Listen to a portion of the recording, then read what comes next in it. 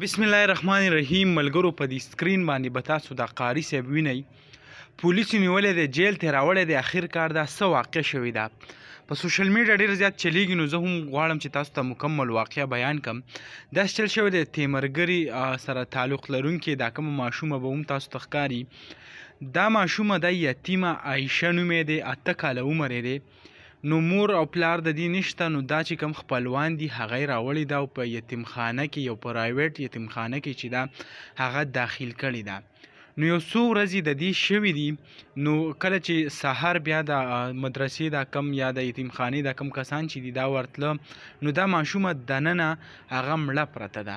نو په دغه وخت کې دې قاري صاحب دا کم چې دا وخت په جیل کې دی، د پولیسو سره ورسره د دې کم کور والا چې دی د ماشومې د هغو سره رابطه کړې ده. ورته ویل دي چې ایا راشئ تاسو کومه ماشومه چې ده هغه مړه پرته ده په کمره کې. خو کله چې هغه راغلی دي نو دې ورته ویل دي چې ایا تاسو کوم خپل تحقیقات کوئ یا خپل تفتیش کوئ. پولیسو والا ته ویل دي، مور او پلار ته ویل دي نو هغه وکئ.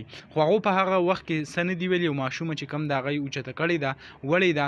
اوس چې کوم دی نن پولیس هغه رالېږېدلي دي، کوم دا قاري چې دی هغه یې نیولی دی. دا وخت په سوشل میډیا ډیره زیات هغه چلیږي. بل طرف ته پکې دا هم راځي چې په دې ماشومه باندې څه تشدد هم کړی شوی دی او هغه وهلی شوي هم ده. نو حکومت له پکار دی چې د دې کم برپور تحقیقات وکړي، تفتیش پکې وکړي، او که څوک هم په دې کې ملوث وي، ګناهګار وي، چې هغې له برپور سزا ورکړي. نو دغه ویډیو به تاسو سره هم شریک کړئ. انشاءالله بل ویډیو کې ملاوي. الله حافظ.